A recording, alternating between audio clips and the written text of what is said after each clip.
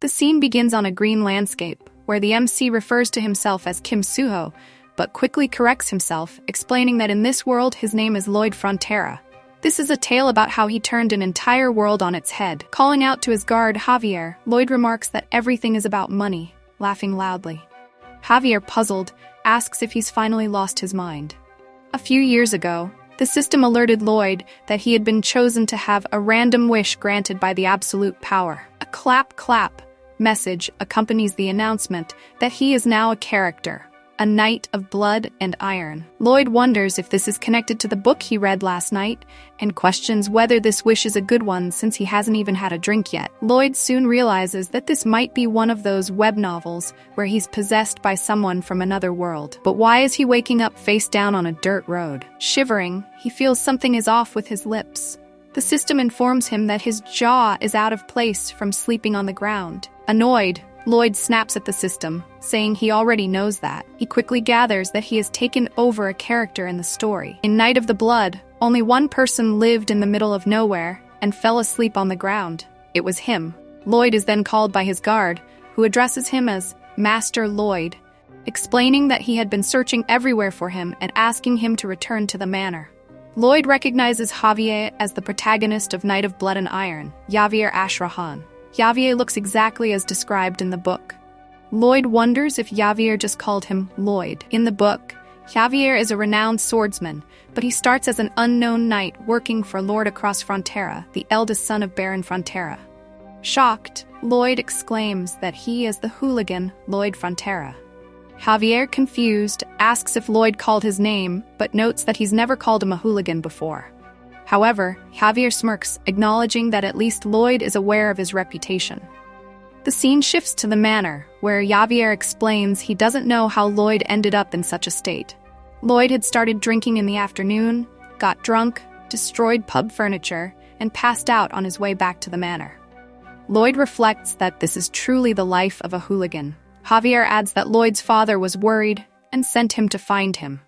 Though Lloyd may be a hooligan, he's still his son, and if he were to die on the road with his jaw dislocated, his father would be sad. Lloyd, shivering from the cold, laments the lack of heated floors and reminds himself that this is a medieval fantasy novel. Javier says he'll take care of the rest and report what happened to Lloyd's father the next day. When Lloyd asks if that's necessary, Javier confirms it is. Lloyd then inquires if their family has a lot of debt, a question Javier finds strange as he leaves. Lloyd spaces out, realizing that he knows everything that happens in the story. Just the night before, in his tiny boarding room, he read the final chapter. He knows what happens to Lord across Frontera and his family. They fall victim to a con man, lose everything, and the Baron and Baroness commit suicide. Lloyd, left with nothing, becomes a beggar, drinks all day, and eventually dies coughing up blood. Lloyd screams in frustration, questioning the point of being an aristocrat if it leads to the same miserable life he had in Korea. He wonders what kind of wish would place him in a body destined for such a tragic end. The next day, Lloyd's mother, Marbella Frontera, accompanied by Javier, asks him if he broke things at the pub last night. Lloyd recalls reading the book last night and agrees to go to the pub and apologize, understanding that he must clean up the mess this body made. His agreement shocks both his mother and Javier. The system notifies him that people are extremely confused by his response, leaving Lloyd irritated that they don't give him any credit. As they approach the pub, a person sees Lloyd with Javier and hides. The remaining villagers stare at Lloyd, while a mother warns her child not to look at him. The system informs Lloyd that the villagers absolutely detest him. The MC asks Javier why he's trailing him. Javier replies that his lordship ordered him to escort the MC so yesterday's chaos doesn't repeat. He explains that he's doing this for the soldiers, protecting them from the MC. The MC thinks he needs to shed his reputation as a scumbag, at least so he can get decent food when he ends up a beggar. He imagines that if he can pay off his family's debts first, he could live peacefully as a country baron and enjoy a simple, comfortable life. The MC wonders if there's a cheat or skill he can use, then remembers he has one. The system confirms that the MC is labeled as human scum, with a passive skill that makes others frown and shout in alarm. Furious, the MC tries to destroy the system.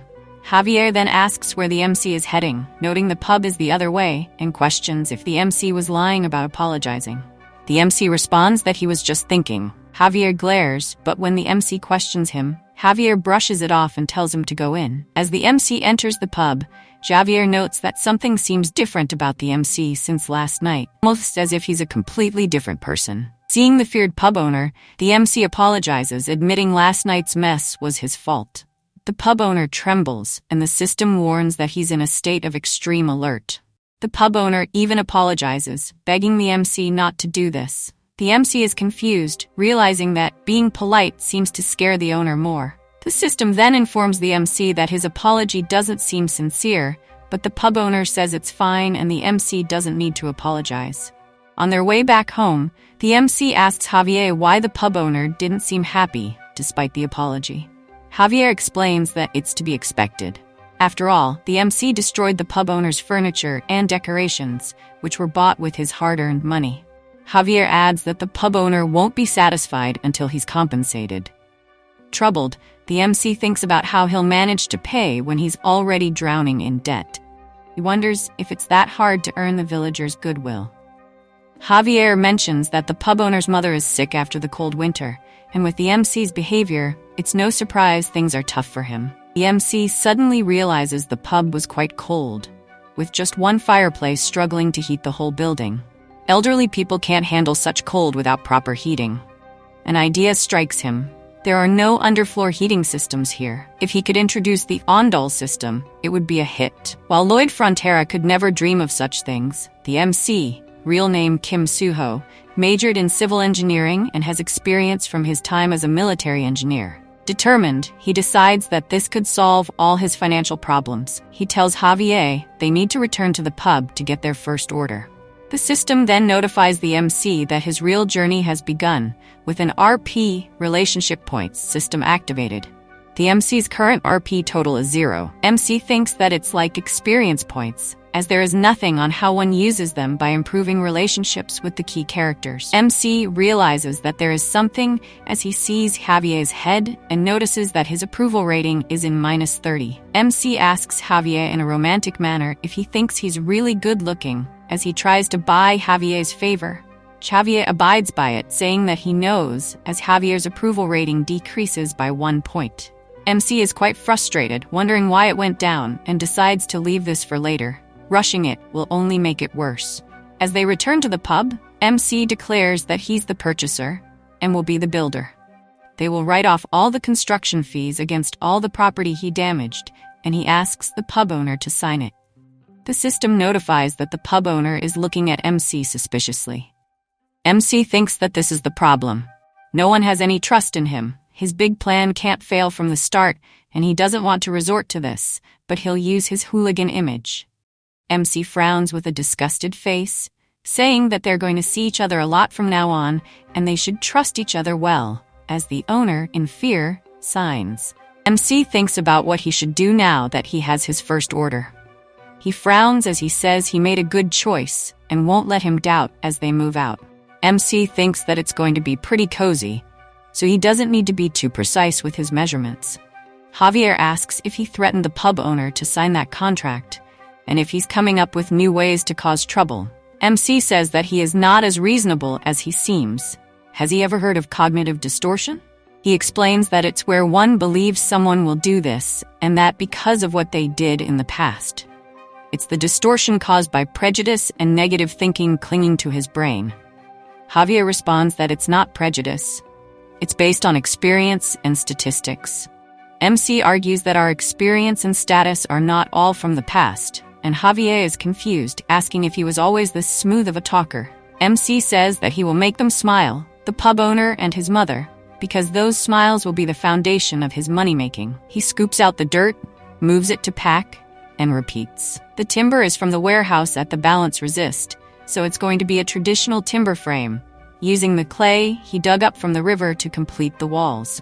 He completes it as he huffs out in sweat, thinking that his body is so weak.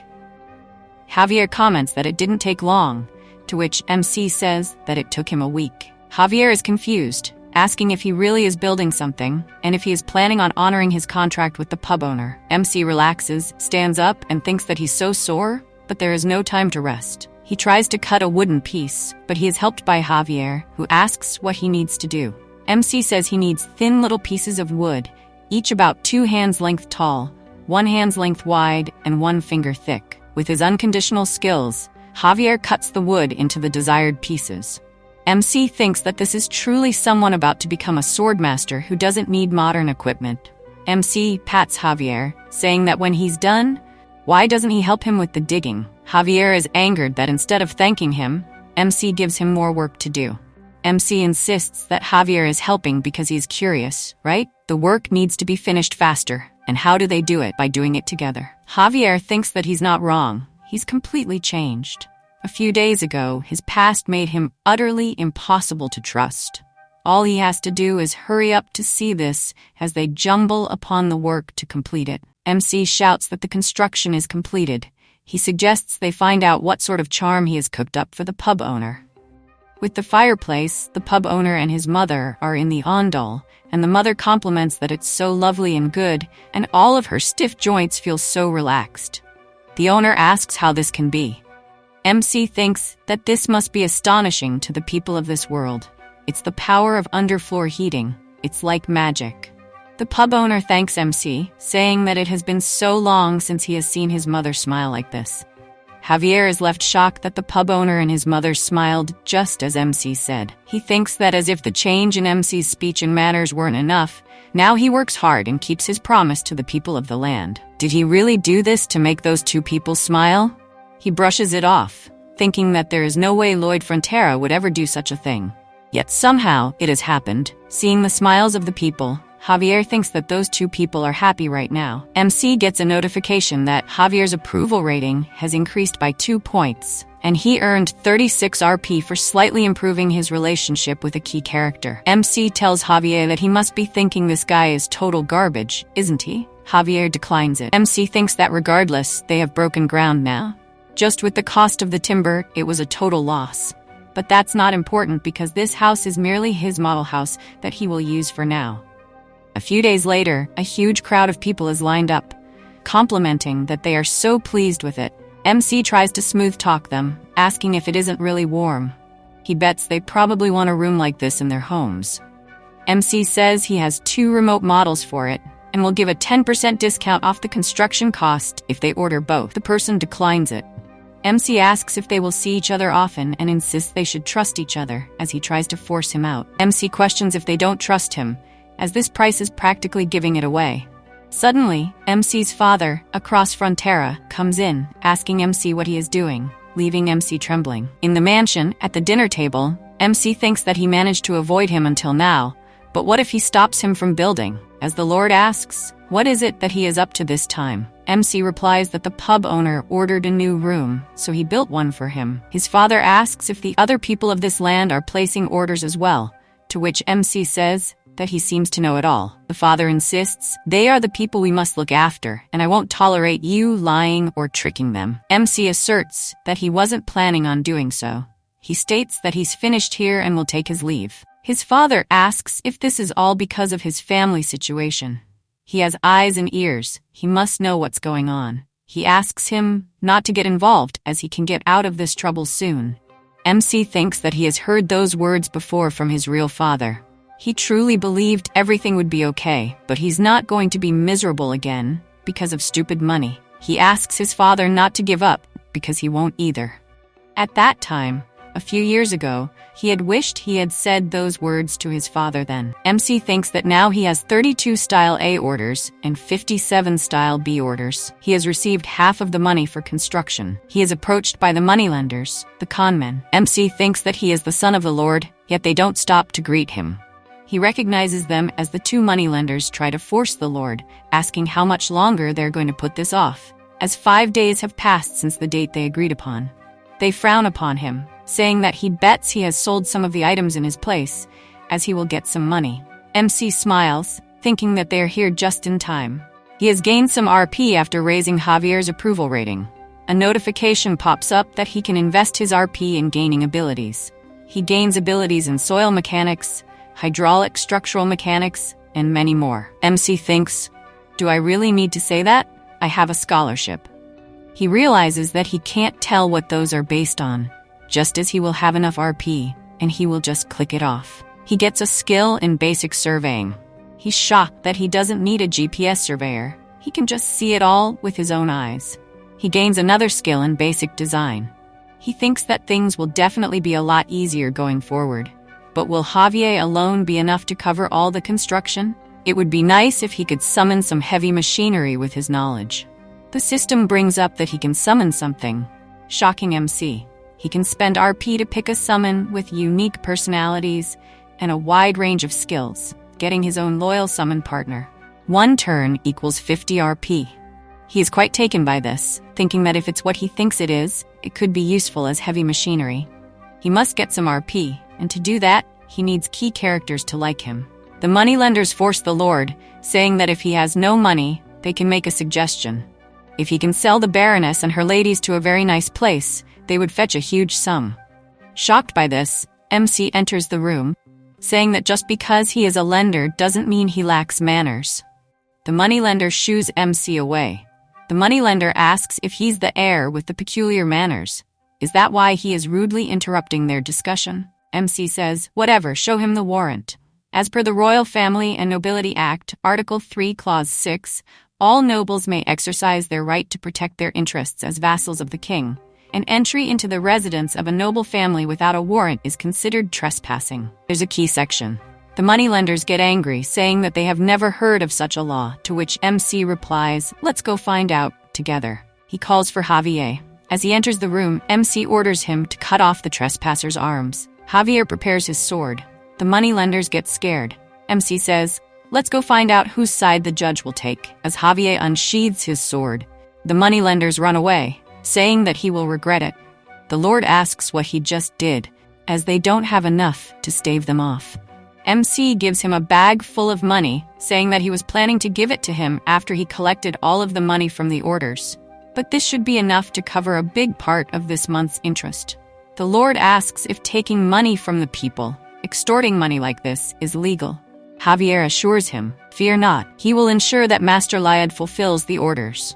The Lord is shocked that, looking at Javier's face, he can completely trust him. As MC takes his leave, Javier asks how he knew about such a law, as he thought he was the ignorant type. MC gets angry, saying that he just picked it up.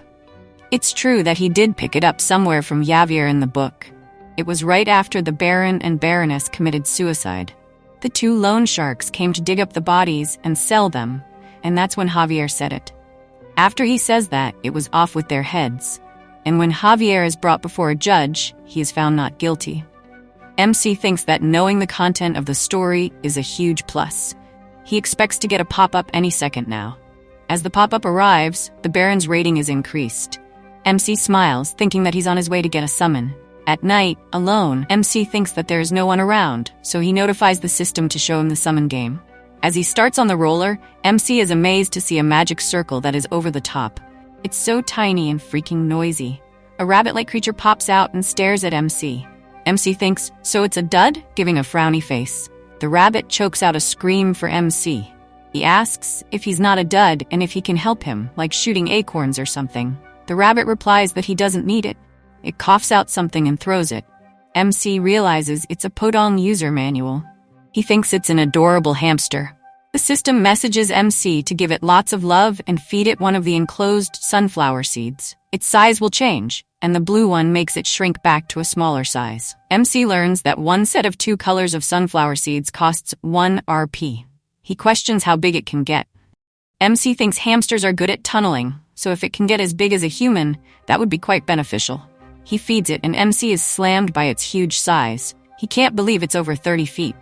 The hamster gives a smug face as it laughs at MC. MC thinks he hit the jackpot and has gotten heavy equipment. He knows that if someone sees him with this massive creature all of a sudden, they will get very suspicious.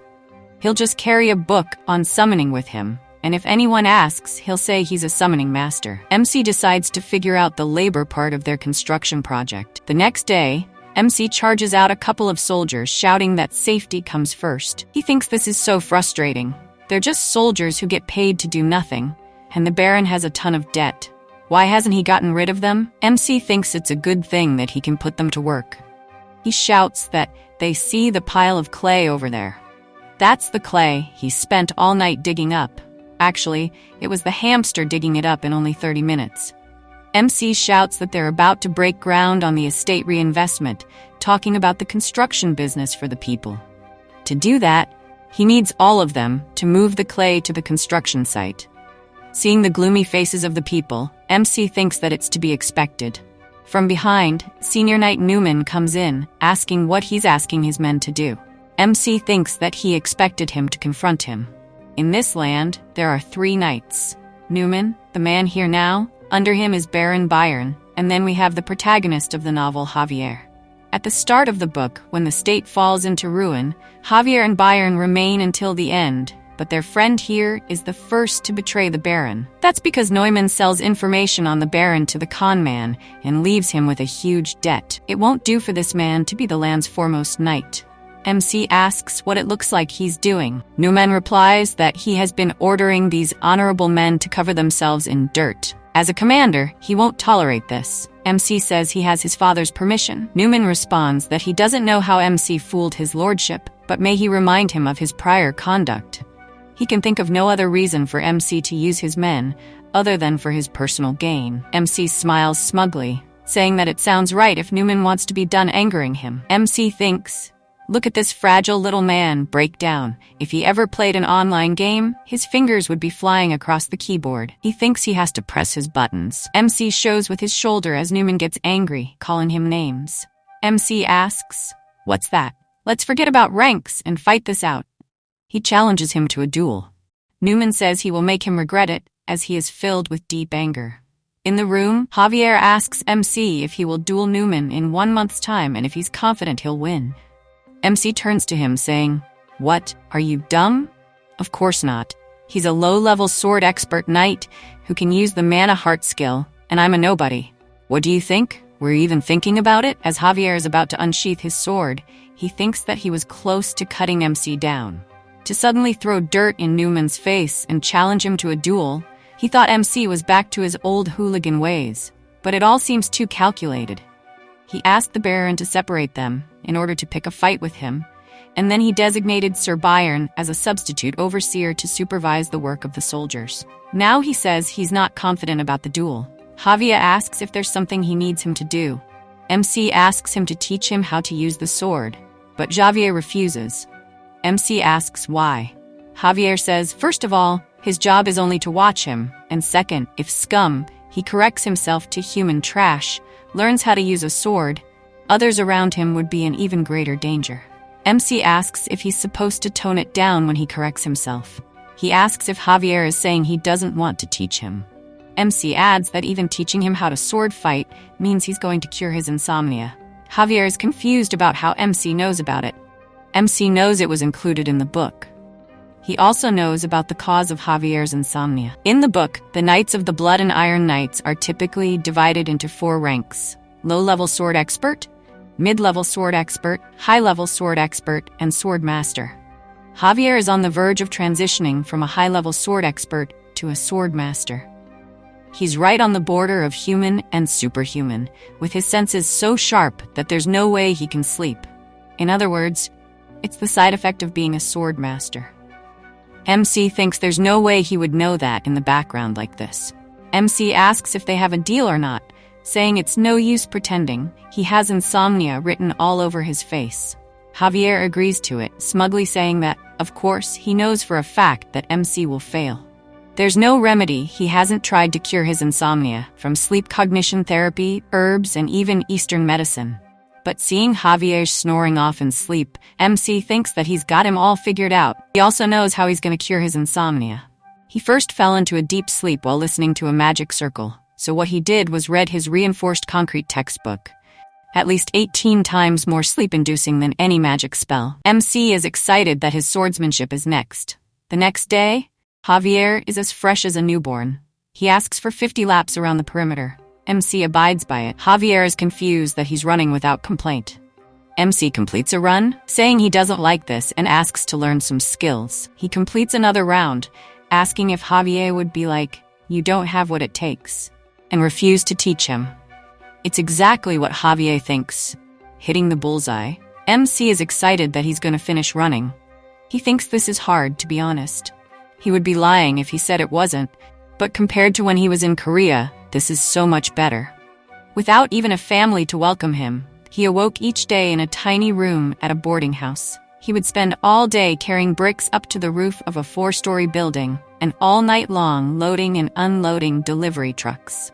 Also, he wouldn't starve to death, and he held on to hope that one day things would get better. Hold on a little longer, as he was working so hard just to move a little bit more. But the hope was lost. MC thinks that compared to that pain, that despair, this is nothing. Javier thinks that if MC is so determined, he will teach him his sword-fighting techniques. The system notifies that Javier's approval rating has increased by 1. Meanwhile, the Baron asks Newman if he can't believe his disrespect when he has been protecting their family for 5 generations. He thought Newman had come to his senses recently, but he was wrong. The Baron states that he has no just cause to stop this duel. However, he's here. He asks Newman not to be too harsh on him and to pull him back to his senses. Newman abides by it, but thinks that duels don't always go the way they want. If he cuts off that cocky hooligan's head and kills him, and if the Baron takes issue with that, he would kill the Baron and Baroness too and disguise it as a suicide. As planned, he will leave this tiny village and go somewhere bigger. Thanks to that hooligan, things are speeding up for him. Then, after 1 month, on the fighting ground, Newman asks MC if he is ready. MC smiles, saying that he is ready to knock his lights out. As the surrounding people are shocked, they ask, "Is that a shovel? He's going to fight Sir Newman with a shovel?" Newman is visibly angry. Javier thinks, are solid iron shovels what he asked for? The Lord is worried that it was all a joke in the end. Javier doesn't think this is a joke.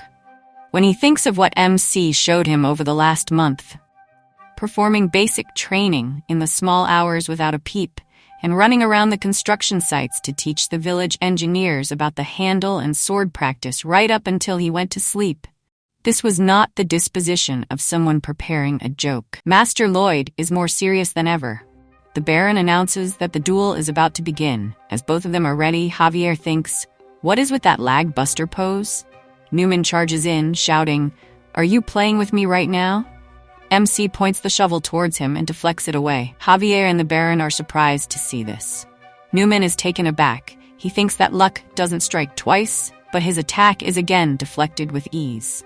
Javier thinks, his movement is so efficient. Is it a skill adapted especially for real-life fighting? It's as if their swordsmanship has evolved through the ages. MC smiles, saying that any Korean man would know about this, as this is the essence of modern hand-to-hand combat, bayonet training. MC charges in, thinking that, besides, the shovel is a much more formidable weapon than one may think. The wide blade can be used as a shield, and it can cut through thick tree roots. If he can do this, he can ride it like a pogo stick as he jumps upon the shovel, laughing. Javier thinks, was this all a joke? He's taken aback as Newman charges in. MC thinks that the first weapon he prepared to destroy Newman was the shovel, and the second is the basic sword-fighting steps he learned from Javier. MC deflects all the attacks. Newman is taken aback, thinking, this bottle-loving lowlife, where is the strength coming from? MC's third weapon is this skill expansion, shoveling level 1.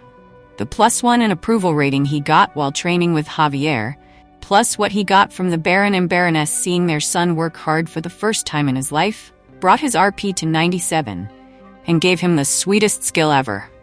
Newman exhales, thinking that he has no choice against a civilian. He doesn't think he would need to use this as he powers up his mana heart. MC realizes that is the mana heart. Newman says that they are only getting started as he charges in.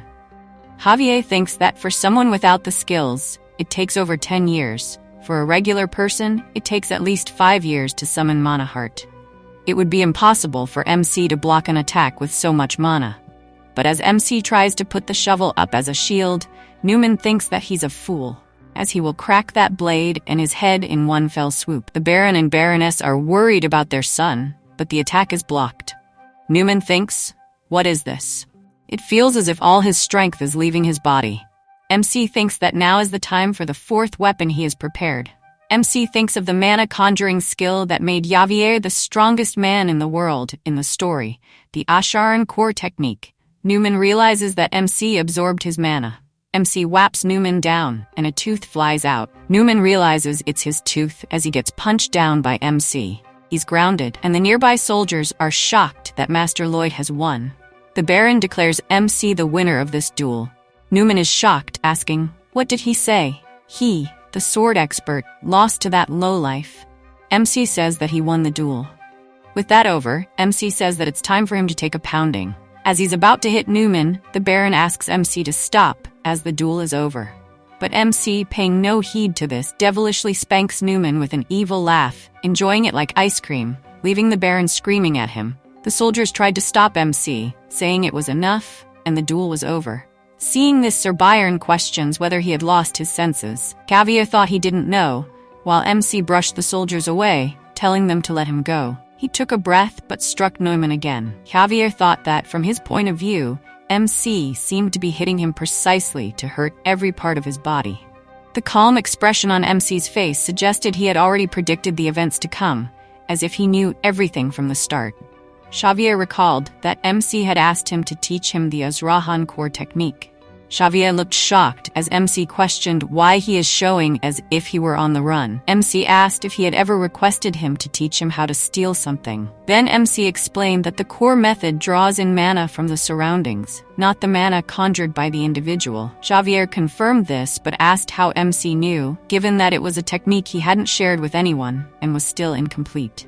With a shameless grin, MC said Xavier talked about it in his sleep. Every time MC tucked him into bed with his lullaby. Xavier wondered if he was just imagining MC's strangely brazen expression.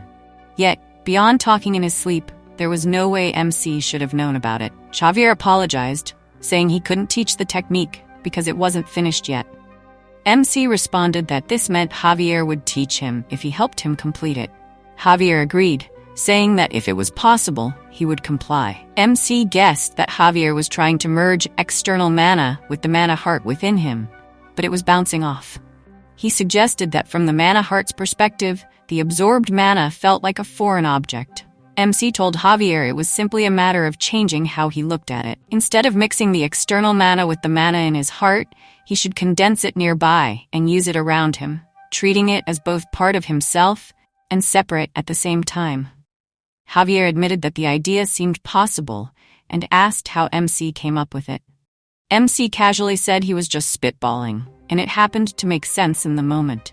Thanks to MC's advice, Xavier perfected the Azrahan core technique, which had troubled him for a long time.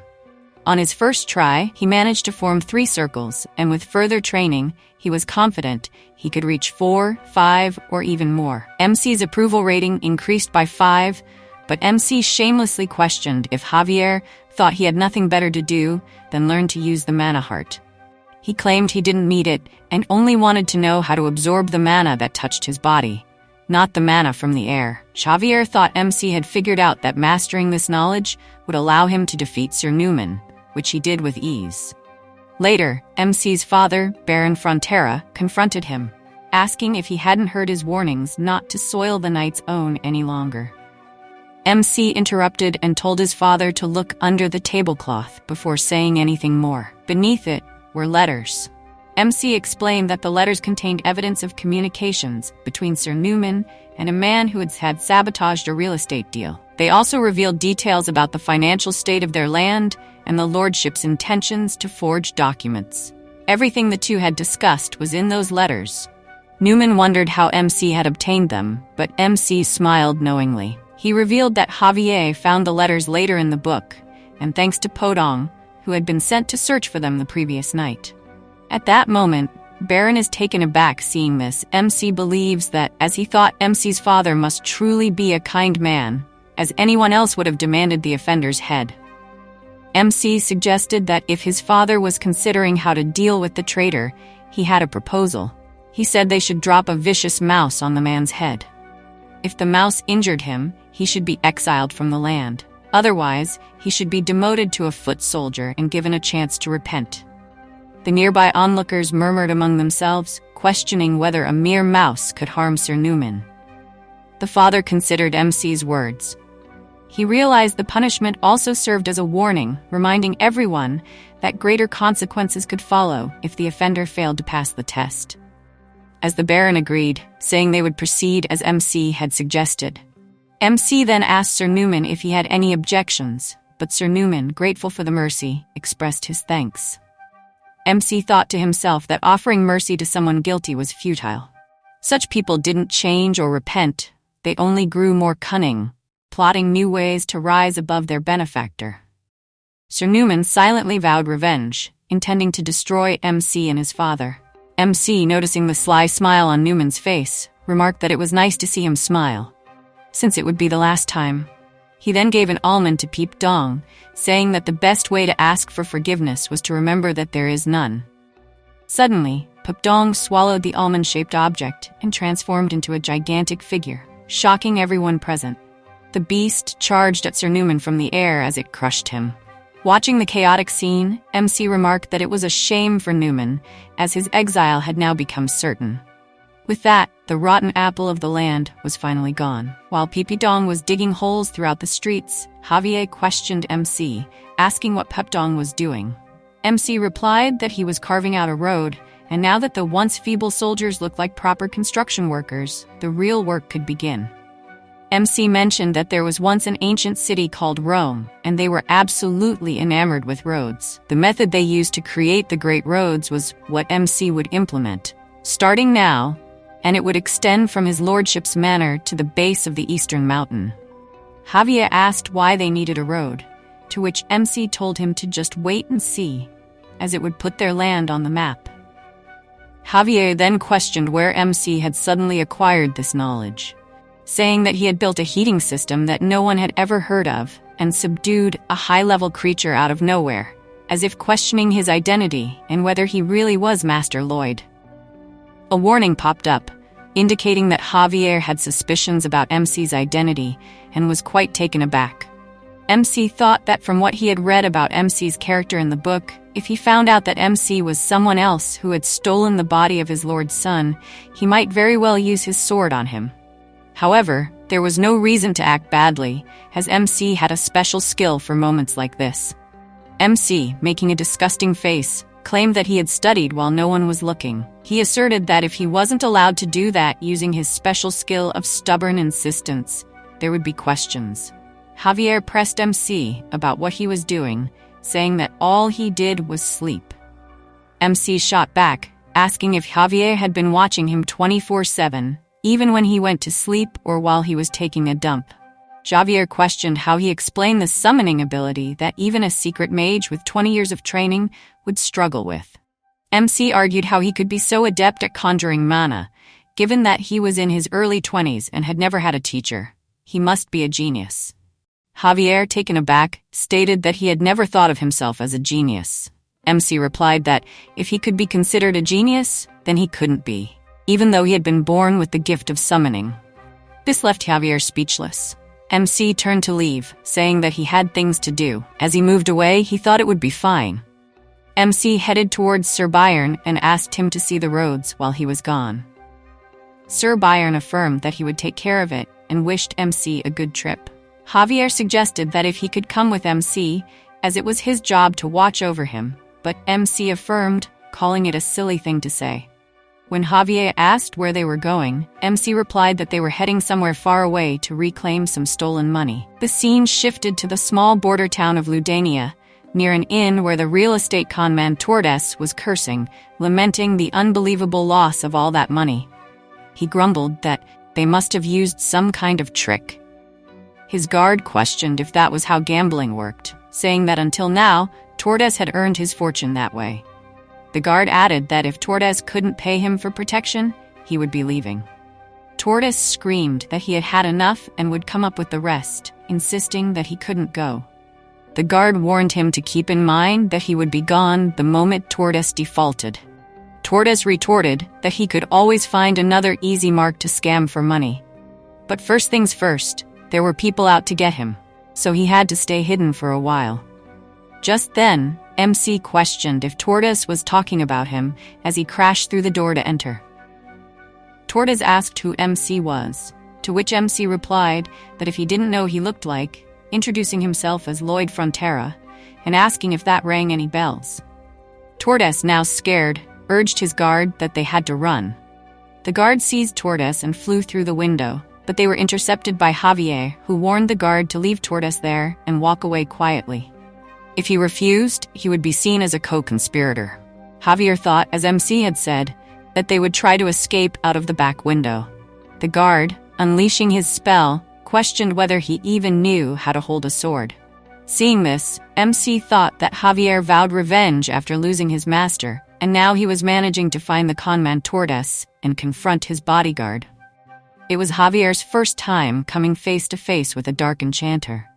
He stated that Javier struggles to hold his own against his gravitational magic, as the guard launches his spell against him. Javier slashed it off with his own magic, but the enchantment surrounded him, making him a target of a gravitational attack. MC realized that in the book, when Javier faced that guy, he was just an average high-level sword expert. But now Javier was equipped with a triple circle mana heart as he slashed through the enchantment.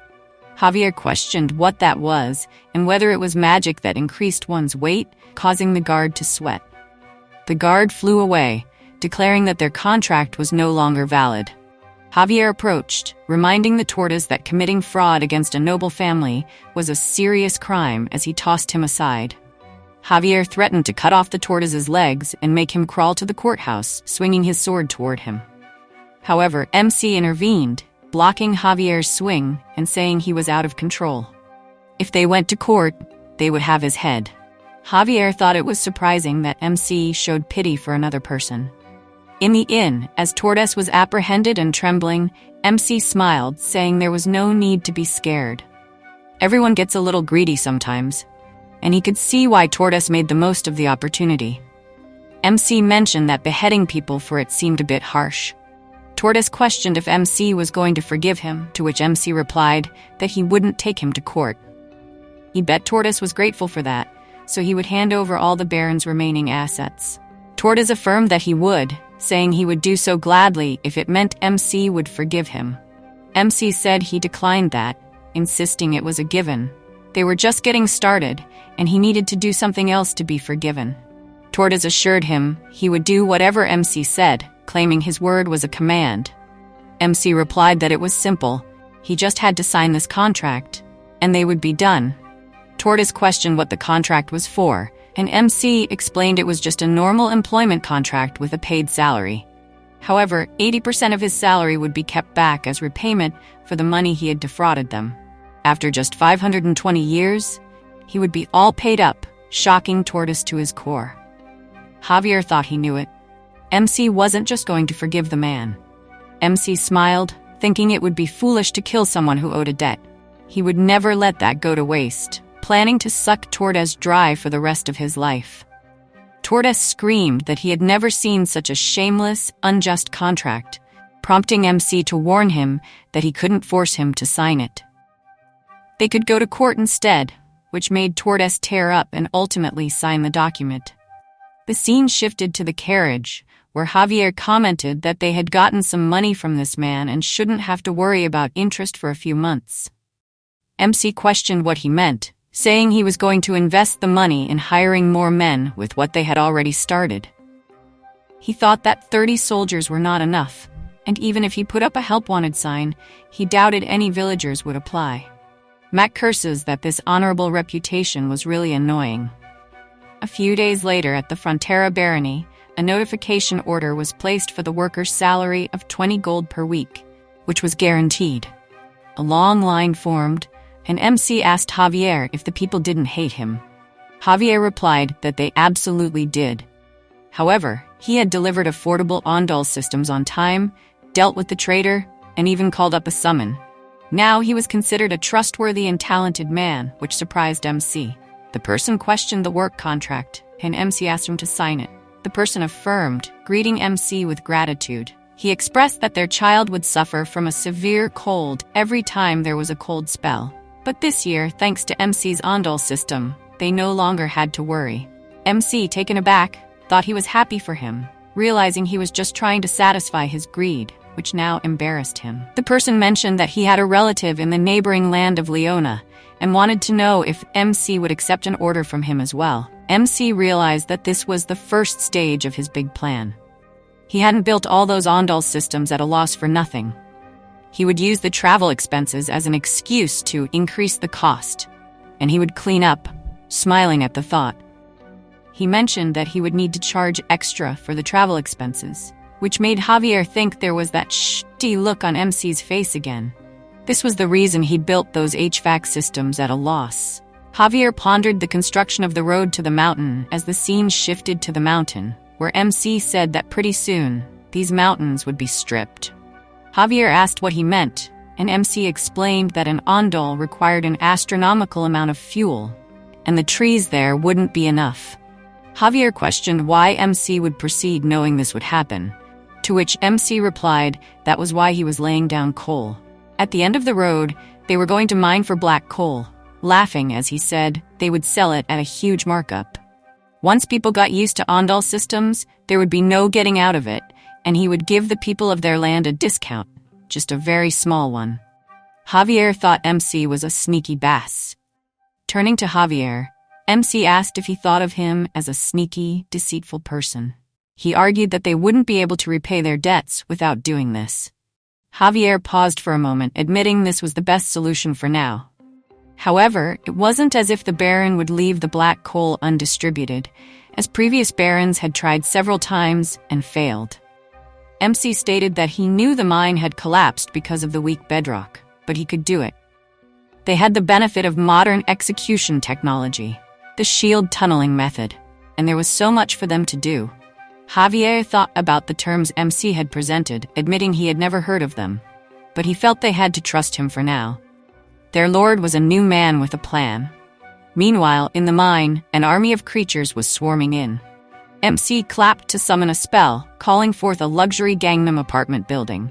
As it descended, he thought it would be nice to have a cool skill like that. However, this was taking forever. With his intermediate design level, the optional skill of printing architectural drawings was quite low.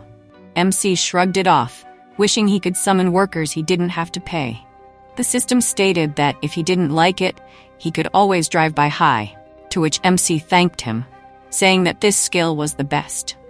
With the new incident, he raised his approval rating with Baron and Sir Byron, earning him 639 RP.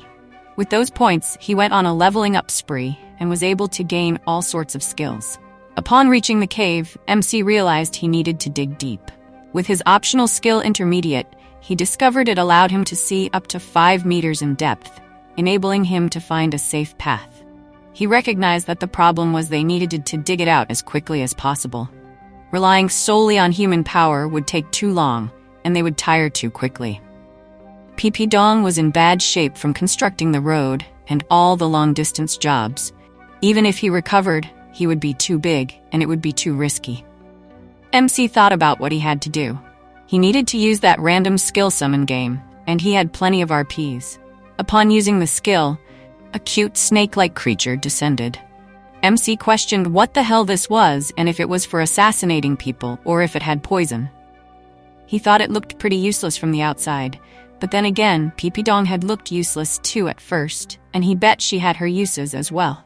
MC asked the snake if it could grow big by any chance. He then questioned whether it had any special skills, to which the creature affirmed it did. A few days later, the first step of mining began at the front of the shield tunneling machine. The enlarged Bangul was digging out and eating dirt, currently using the skill of accelerated dirt creation.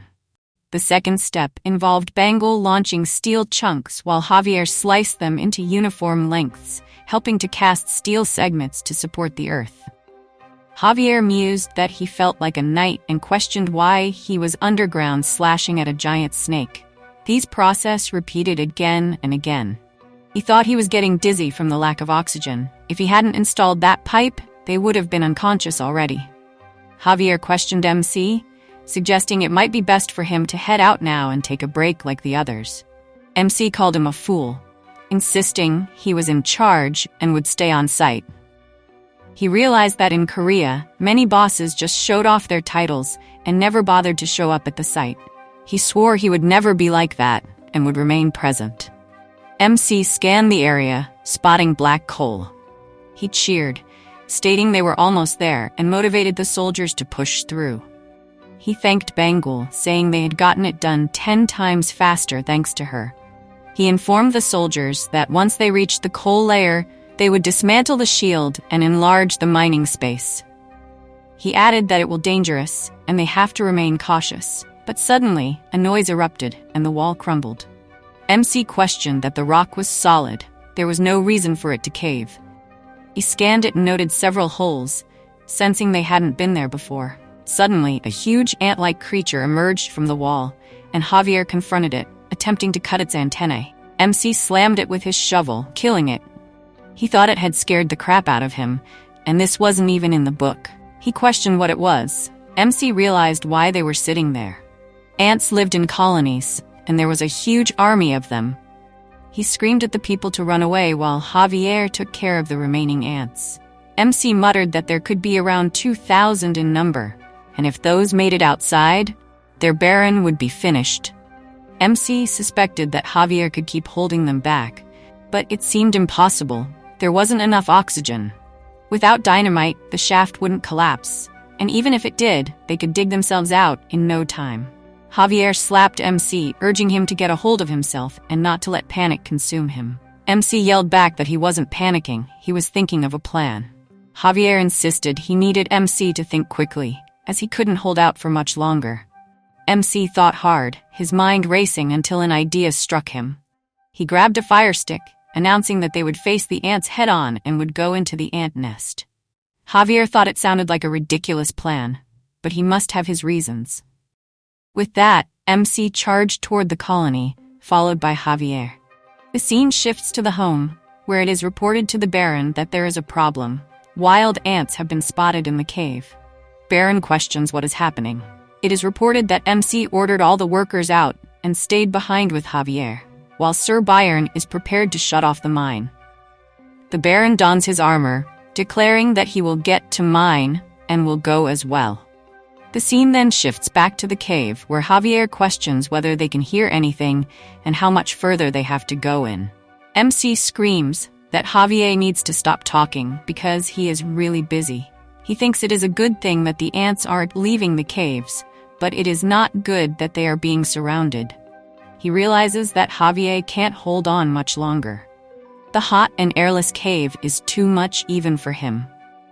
MC knows he needs to find a solution and that there isn't a second to waste. He thinks that they have a methane gas layer here. There are methane-producing bacteria that live in coal, resulting in pockets of methane gas dotted around. If he could just find it, he could blow up the whole colony. MC scans the area and spots the methane layer.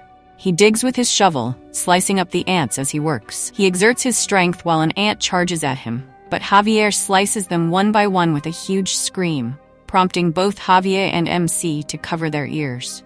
MC realizes that the enormous queen ant is now present, and the remaining ants take a step back. He asks Javier if he can hold her back, but Javier declines. MC asks if Javier wouldn't tell him after he tries, to which Javier answers that some things are just known without needing to try. He then wonders if they have a choice at this moment. Charging towards the queen, Javier channels his aura to block her attack, while MC continues to shovel down. MC thinks that Javier is holding up for now, but he has to hurry. As he reaches the lair, he screams to Javier that they need to run to the exit while he throws. While they rush toward the exit, MC thinks of the small tunnel they came through. He jumps through the exit and throws the fire stick at the queen, which bounces into the methane layer.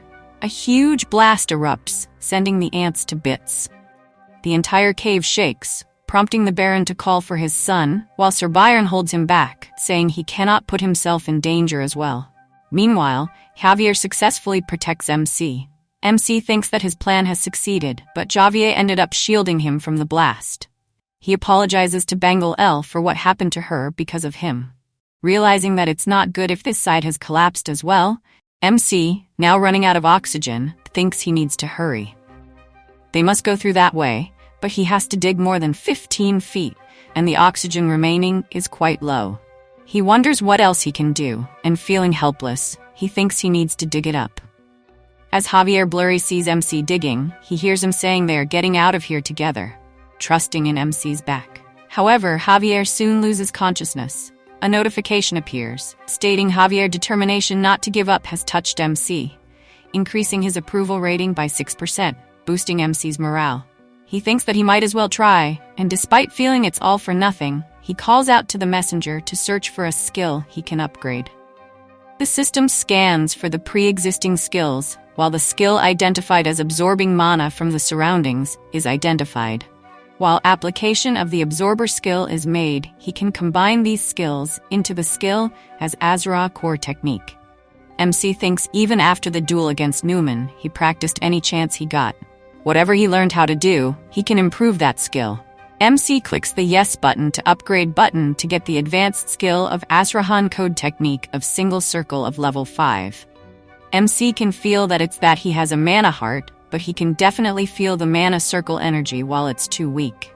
MC thinks that usually the skills that he possesses can improve only a little bit even with lots of hard work. However, he has RP, and he can blow it up to huge levels in no time. MC levels up the core technique, giving it all as the level single mana circle level mounts to level 6, and his mana amplified to 125%. MC again and again upgrades the code technique, which develops into Azran code technique double circle level 1, and his mana application at 200%. MC thinks that he has something else to tell him, and the thing he had when he leveled up surveying and designing skills as the optional skill of Energizer pops up in the latent power surge. MC calls out for the Energizer to shovel quickly. MC notices with his scan that there is just a tiny hole. And if he can just see one tiny little hole, he can do it. While he penetrates through the cave, he spots a hole, and he can see the end while the oxygen remains critically down. MC screams out as he falls down, and the Energizer has reached its 10-minute time limit. MC calls out for the latent power surge, taking up the shovel and again penetrating through the boulders. As MC falls off, thinking that it is way too short, and he wanted to live the nice, sweet life of the son of a country aristocrat while he closes his eyes, but suddenly a crumble noise makes a sound as Pipidong appears. MC smiles as he takes in the breath of oxygen.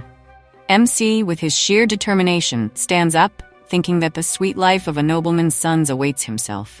At night, Sir Byron tells the Baron that it's dangerous to go any further, for which the Baron says that he and others can turn back, and he will keep going until the end. He sees a shadow as to see MC carrying up Javier with dead eyes as the system pops up that MC was able to overcome his physical limitations in an extreme moment through impressive improvisation, and this experience is having a strong effect on his Azran code technique. The Baron runs towards MC, who falls into his lap, and the scene shifts towards the next morning as the people talk about MC, that they thought that he was just some troublesome drunk. But they had him all wrong. As they talk, that once nephew was working in the mine and saw it himself. When the wild ants appeared, he didn't hesitate to evacuate the workers first. And he heard that MC and Sir Javier ran into the ant colony, just the two of them. And they got rid of the ants. And he, MC, carried Javi out on his back, even though he was hurt himself, saying that he is completely changed from the Lord Lyod they knew. In the mansion, MC wakes up as the system pops up, stating that all of the Baron's subjects were deeply moved by his heroic courage and sent their praises for this great achievement. He had been awarded a large amount of bonus RP of 500. MC thinks that who cares about a hero, but 500 RP sweet, making a disgusting smiling face. In the cave, as the people see MC coming with Sir Javier, they call him Master Lyod, greeting and bowing down, thanking him for his gracious service. The people, gleaming with admiration in their eyes, see MC as someone who fought and risked his life for them. He's different from the regular astrocrat. He is embodiment of noblesse oblige. However, MC feels uncomfortable, as it has been 2 weeks since the wild ant incident. During that time, work on the mine has gone smoothly. Everything looks to be in order, but safety comes first.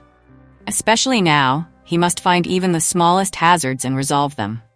Javier questions MC, asking if they are searching the ant tunnels again, and he wants to know something. MC asks him to be brief, noting that there is very little air in there. Javier wonders why MC, just a working person, is doing this when he could simply get the workers to do it. He thinks whether MC is truly worried about the workers' safety and adds that he is the one who should be protected if possible. MC calls him a fool, saying that the greater the risk, the more reason the man in charge should be on the front line. He smiles, saying that this way, no one can complain when he gets paid. Javier contemplates whether he can tell if MC is good or bad. He then points out that they've reached the end of the tunnel, and there's nowhere left to search. MC asks him to wait, thinking there must be a space behind it. Javier questions whether they must really keep digging to find out for MC, stating that he knows this place could be full of things, which could be hazardous. MC crunches down the wall and spots an orc apprehended with a lot of pigs. Javier says this looks dangerous and that he will take care of it, but MC tells him to hold on. He doesn't seem like that. He's pretty reckless. Javier questions what kind of creature the orc is, to which MC replies that of course he's an orc, just a typical one. MC questions if the orc is dead, and Javier doubts it, saying that wild ants paralyze their prey and store them away for food. MC grins, thinking that he's hit the jackpot. The scene shifts to the mansion, where the orc introduces himself as Arash, stating that MC saved his life and he will never forget this deed. MC questions whether he is saying oink on purpose to help his character stand out. Arash replies that he has no idea what MC is talking about. He, the son of the orc tribe chief, recovered in no time thanks to his help. Arash declares that he is the son of the Sand and Steel tribe chief and will not forget acts of kindness. He asks MC to tell him what he wants, and it will be given to him. MC thinks this is the reason he saved him. Smiling, he asks for 120 oxen to work in the mine. Arush comments that it's impossible, making MC furious, but he maintains a smile, questioning why it can't be done. The orc says he just clicked his tongue like a bad man, to which MC declines, explaining it's just a habit of his, like his oink. Arush states that they are all warriors, and warriors only follow a warrior's orders. He tells MC that even if they give him the orcs, he cannot command them. MC recalls that he heard orcs in the wild must bring the head of a wild ant for their coming-of-age ceremony, and figures that Arush must have accidentally gone too far into the ant cave and gotten paralyzed. If that's the case, MC flicks his tongue and congratulates Arush on completing his coming-of-age ceremony. Arush states that he didn't even catch a wild ant, and instead got paralyzed, labeling himself a failure. MC questions what he is talking about, insisting that they caught that creature together. Arush claims he doesn't remember catching it, and when MC asks about the large hand that did the work, he buttered up Arush, saying that his memory must have been affected while he was paralyzed. It was such an unbelievable sight when he entered the nest. The queen ant was like a pile of rags before she was attacked by a young orc. Arash questions whether he really did that, and he affirms it. Thanks to Arush, MC was able to strike down the weakened wild ant. MC continues buttering up Arush, saying they both hunt the wild ant together, and states that Arash is a great warrior, just as he is. MC brings the conversation back to the 120 orcs, to which Arush declares that he shall have them. 1 week later at the village of the Sand and Steel tribe of wild orcs. They will complete the long journey to bring back the worker orcs. However, the chief apologizes to MC, saying that his request cannot be granted. MC questions why they changed their masks His Highness Akush, the Grand Chief of the Sand and Steel tribe, for the reason behind the refusal. The chief explains that their tribe eats a lot of meat to build their muscles, hunting every day in 3 shifts. Otherwise, they would experience muscle loss, which would spell the end of the tribe. They cannot reduce the number of warriors on the hunt. MC is surprised that they go hunting every single day. The chief affirms this, explaining that meat spoils after 1 day, and if they eat it then, they will experience muscle loss. Javier questions MC, stating that protein and muscles are the essence of life for these men, and they should simply give up. MC states that if that's the case, what if their meat could last multiple days without spoiling? Then they wouldn't have to hunt 3 times a day, and they could lend him the work orcs. The chief responds that while they would like to repay his kindness, they cannot risk muscle loss. MC insists he believes it's possible, stating that he can make the meat last for days without spoiling. At the time when they moved back, upon their arrival at the village, Arush cried out to his father, who responded with enthusiasm as they dashed toward each other. When they hugged, shockwaves rippled throughout the place. Though it was just a hug, the power felt ominous. MC thought that if he were caught between them, he would be turned to smithereens. He grinned, imagining that if he could get 120 warriors like that, their productivity would increase hundreds of times. Another thing that caught his eye was that Arush had brought the body of the ant, proudly stating that he had brought back the head of the queen ant. The chief cheered, expressing his pride, and declared that in celebration, today would be a grueling leg day, making the other orcs exercise with various heavy ornaments. MC was left shocked at what they were doing with those priceless objects. They probably plundered some village or picked them up somewhere, yet they saw them as nothing more than fitness tools. MC couldn't help but grin, thinking that's why he made a contract with the tribe chief to get the worker orcs and the treasure. Xavier stated that the contractor would build a seokwing for the client and would receive the fitness tools as payment. However, the fitness equipment made of stone would be improved in their places. Xavier questions about the seok bingo thing. MC mentioned that he knew there were mages at the royal palace who used ice magic to preserve food. He thought this was like a building that could do the same thing, but without the help of magic. Xavier questioned where he had learned that, to which MC replied that it was from a student society. He wanted to explain, but wondered how there could be so many things he didn't know. Continuing, MC said that they needed to build the seok bingo and that they required a specific rock called granite, which is extremely strong. Xavier commented that it didn't seem like it would come loose very easily. MC agreed, thinking that there was no dynamite here. But they had something else instead. Turning to Javier, he grinned, saying they had human dynamite, which made Javier think that here he goes again with that look, and that he was going to use him again.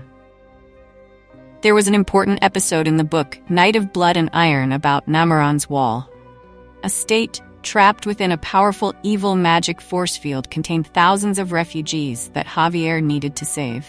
By then, Javier had already attained the Swad Most status and could form up to 4 mana circles. But even he could do nothing but helplessly watch the refugees have their mana sapped out of them. Without even realizing it, he created his lethal skill, 1 circle to protect the main mana heart, and the remaining 3 skills smashed together, resulting in a move called Mana Blast. From then on, Mana Blast would become one of the Knights of Blood and Iron's signature moves along with the Azrahan core technique. MC, with a brazen face, said, "Don't you think he can do something like that?" Javier questioned how he knew things like this, to which MC replied that the thought just came to him. He then asked Javier to look into his eyes and see if they looked like the eyes of a liar. Javier retorted that they looked like the eyes of an extremely annoying liar. MC responded that Javier's little heart was rather dark, smiling as he added that it would be cool if he could pull it off. Javier stated that he knew MC was doing this because he wanted to get something out of him. MC insisted that he just wanted a win-win situation. Javier took his order, saying that if it was possible, it would be good for him to try. MC thought that if this worked, he would gain a lot from Javier. As Javier took his stance to stabilize 1 circle to protect his mana and mobilize the remaining 2 to release a blast effect, MC was shocked that he got it on the first try. However, his clothes were shredded to pieces, and Javier questioned whether he had anticipated this outcome. MC declined and apologized. Javier stated that his theory had proven correct this time as well, and questioned if it was now time for him to do some work. The system popped up, indicating that Javier was grateful for the teaching. His approval rating had increased by 3, and he had earned 54 RP for improving his relationship with a key character. Javier commented that, as he very well knew, he was a knight and had trained with his sword to protect his master, not to use it for construction. MC smiled, saying that Javier didn't have to thank him, to which Javier replied that he wasn't thanking him at all. After that, construction progressed at lightning pace, with Javier slicing up blocks of granite while Podong transported them. MC didn't even ask them, but the orc took up the job on their own, like some gym addicts. At this rate, MC felt they would finish 5 times earlier than planned. All they needed was some ice and insulation. MC questioned Javier about the 5 men they sent out to find the insulation and asked how many days it had been. Javier stated that it had been 3 weeks to the day. MC noted that this was more than enough time for a round trip, and Javier suggested that one of 2 things might have happened. Either the men were being lazy and taking their time, or something had happened to them. MC insisted that they had to look for them, but Javier urged him to stop, asking to be allowed to complete this mission on his own. He stated that they didn't know what misfortune might have befallen them and that the heir to the estate shouldn't be endangered. MC questioned how many times he had to say this. He was the man in charge and responsible for all the workers. Javier requested to come along since they had left for the journey. On the way, MC spotted a glove, thinking it was a special glove he made for their man and a sign toward Progia Gorge. Javier warned MC that something seemed off, saying that the flow of mana felt unnatural, though he wasn't completely sure. MC realized that there had definitely been an episode about this in Night of Blood and Iron. He screamed at Javier that there was no time to lose. Javier questioned if MC suspected anything, and he stated that their men might already be dead, shocking Javier.